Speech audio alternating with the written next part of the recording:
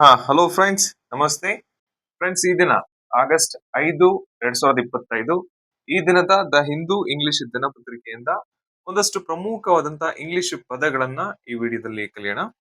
Friends, ಮೊದಲ ಪದ ancestral. Ancestral spelling ANCESTRAL. Ancestral ಅಂತಂದ್ರೆ ಕನ್ನಡದಲ್ಲಿ ಫ್ರೆಂಡ್ಸ್ ಪೂರ್ವಜರ ಅನ್ನುವಂತ ಅರ್ಥ ಬರುತ್ತೆ.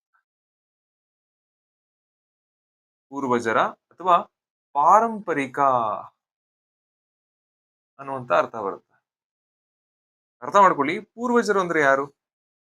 ನಮ್ಮ ತಾತ, ಮುತ್ತಾತ, ಅವರ ತಾತ. ಫ್ರೆಂಡ್ಸ್, ಇವರಿಗೆ ಸೇರಿದ್ದು, ಇವರಿಗೆ ಸಂಬಂಧಪಟ್ಟಿದ್ದು ಅಂತ ಹೇಳೋದೇನಿದೆ, ಇದಕ್ಕೆ ಇಂಗ್ಲಿಷ್ ನಲ್ಲಿ ಆನ್ಸೆಸ್ಟ್ರಲ್ ಅಂತ ಕರಿತೀವಿ.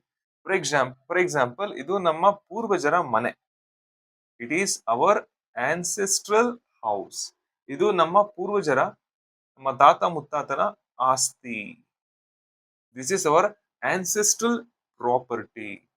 ಸೊ ಫ್ರೆಂಡ್ಸ್, ಆನ್ಸೆಸ್ಟ್ರಲ್ ಅಂತಂದ್ರೆ ಪೂರ್ವಜರಿಗೆ ಸಂಬಂಧಪಟ್ಟಿದ್ದು. ಫ್ರೆಂಡ್ಸ್, ಹೆಡ್ಲೈನ್ ನ ಗಮನಿಸಿ.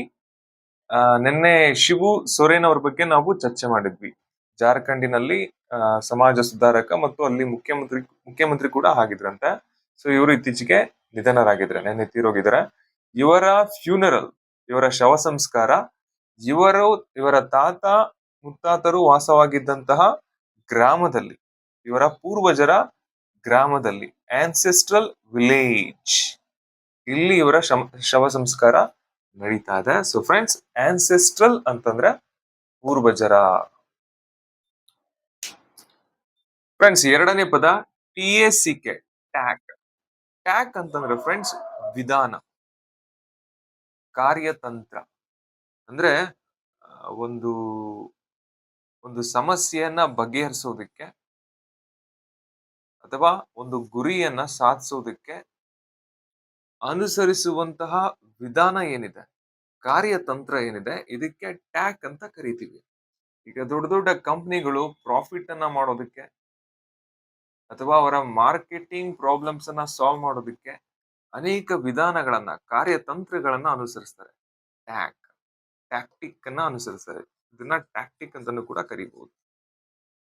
ಈ ಸಿನಿಮಾದವರು ಜನರನ್ನ ಫಿಲ್ಮ್ ಥಿಯೇಟರ್ಗೆ ಕರೆ ತರೋದಕ್ಕೆ ನಾನಾ ವಿಧಾನಗಳನ್ನ ಅನುಸರಿಸ್ತಾರೆ, ನಾನಾ ಟ್ಯಾಕ್ಟಿಕ್ ಅನ್ನ ಅನುಸರಿಸ್ತಾರೆ. ಓಕೆ, ಈ ಹೆಡ್ಲೈನ್ ನ ಗಮನಿಸಿ. ಇದು ಭಾರತ ಮತ್ತು ಅಮೆರಿಕದ ವ್ಯಾಪಾರ ಸಂಬಂಧಕ್ಕೆ ಸಂಬಂಧಪಟ್ಟಿದ್ದು. ಈಗ ಅಮೆರಿಕ ನಮ್ಮ ದೇಶದ ಸರಕುಗಳ ಮೇಲೆ, ವಸ್ತುಗಳ ಮೇಲೆ ಟ್ಯಾಕ್ಸ್ ಅನ್ನ ಜಾಸ್ತಿ ಮಾಡಿದೆ ಅಲ್ವಾ? ಅದೇ ರೀತಿ ನಾವು ರಷ್ಯಾದಿಂದ ಆಯಿಲ್ ಅನ್ನ ಆಮದು ಮಾಡ್ಕೊಳ್ತೀವಿ ಫ್ರೆಂಡ್ಸ್. ತೈಲವನ್ನ ನಾವು ತರಿಸ್ಕೊಳ್ತೀವಿ. ಅದರ ಮೇಲೆ ನಿಬಂಧನೆಗಳನ್ನ, ಸ್ಯಾಂಕ್ಷನ್ಸ್ ಅನ್ನ ಹೊರಡಿಸಿದಾವೆ. ಯಾರ್ಯಾರು? ಅಮೆರಿಕ ಮತ್ತೆ ಯುರೋಪಿಯನ್ ಯೂನಿಯನ್, ಅನೇಕ ಯುರೋಪ್ ರಾಷ್ಟ್ರಗಳ ಒಂದು ಗುಂಪು ಸ್ಯಾಂಕ್ಷನ್ ಅನ್ನ ಹಾಕಿದಾವೆ. ಇದೊಂದು ಈಗ ನಮ್ಮ ಭಾರತಕ್ಕೆ ಒಂದು ಸಮಸ್ಯೆ. ಈ ಸಮಸ್ಯೆಯನ್ನ ಫ್ರೆಂಡ್ಸ್ ಹ್ಯಾಂಡಲ್ ಮಾಡೋದಕ್ಕೆ ನಮ್ಮ ಭಾರತ ಅನುಸರಿಸುತ್ತಿರುವಂತಹ ಟ್ಯಾಕ್ ಏನಿದೆ, ವಿಧಾನ ಏನಿದೆ, ಇದನ್ನ ಚೇಂಜ್ ಮಾಡಬಹುದು ಅಂತ ಈ ಹೆಡ್ಲೈನ್ ಹೇಳುತ್ತೆ ಫ್ರೆಂಡ್ಸ್. ಸೊ ಟ್ಯಾಕ್ ಅಂತಂದ್ರೆ ಟ್ಯಾಕ್ಟಿಕ್ ಅಥವಾ ವಿಧಾನ, ಕಾರ್ಯತಂತ್ರ. ಫ್ರೆಂಡ್ಸ್, ಮೂರನೇ ಪದ ಡಿಫೆಕ್ಟ್. Spelling DEFECT. ಡಿಫೆಕ್ಟ್ ಗೆ ಫ್ರೆಂಡ್ಸ್ ಎರಡು ಅರ್ಥ ಇದೆ. ಮೊದಲನೇ ಅರ್ಥ ಲೋಪ ಅಥವಾ ದೋಷ ಅಂತ ಕರಿತೀವಿ, ಫಾಲ್ಟ್. ಓಕೆ, ಎರಡನೇ ಅರ್ಥ ಪಕ್ಷಾಂತರ. ರಾಜಕಾರಣಿಗಳು ಒಂದು ಪಕ್ಷದಿಂದ ಮತ್ತೊಂದು ಪಕ್ಷಕ್ಕೆ ಜಂಪ್ ಆಗೋದೇನಿದೆ, ಅದಕ್ಕೂ ಕೂಡ ಡಿಫೆಕ್ಟ್ ಅಥವಾ ಡಿಫೆಕ್ಷನ್ ಅಂತ ಕರಿತೀವಿ. ಪಕ್ಷಾಂತರ ಮಾಡೋದು. ಫಸ್ಟ್ ಈ ಪದನ ಅರ್ಥ ಮಾಡ್ಕೋಣ. ಈ ಅರ್ಥನ ಲೋಪ ಅಥವಾ ದೋಷ. ಫ್ರೆಂಡ್ಸ್, ಮೊನ್ನೆ ನಮ್ಮ ಫ್ರೆಂಡ್ ಅವರು ಶೋರೂಮ್ ಗಾಡಿಯನ್ನ ಹೊಸದಾಗಿ ಕಾರನ್ನ ತೆಗೆದುಕೊಂಡ್ರು. ಹೊಸ ಕಾರು ತೆಗೆದುಕೊಂಡು ಒಂದು ತಿಂಗಳಿಗೆನೆ ಫ್ರೆಂಡ್ಸ್ ಇದು ಕೆಟ್ಟೋಯ್ತು.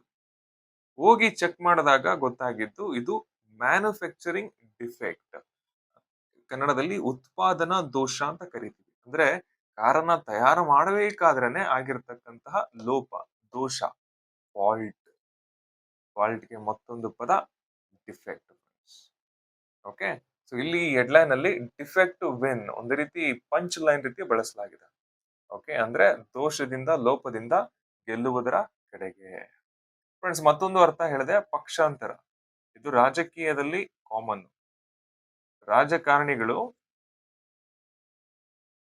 ಒಂದು ಪಕ್ಷದಿಂದ ಮತ್ತೊಂದು ಪಕ್ಷಕ್ಕೆ ಜಂಪ್ ಆಗೋದೇನಿದೆ ಇದಕ್ಕೆ ಡಿಫೆಕ್ಷನ್ ಅಥವಾ ಡಿಫೆಕ್ಟ್ ಅಂತ ಕರಿತೀವಿ.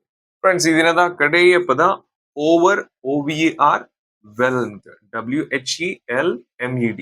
ಓವರ್ ವೆಲ್ಮ್ಡ್ ಅಂತಂದ್ರೆ ಎರಡು ಅರ್ಥ ಇದೆ. ಒಂದು ಫ್ರೆಂಡ್ಸ್, ಅತಿಯಾಗಿ ಕೆಲಸದ ಒತ್ತಡಕ್ಕೆ ಒಳಗಾಗೋದು.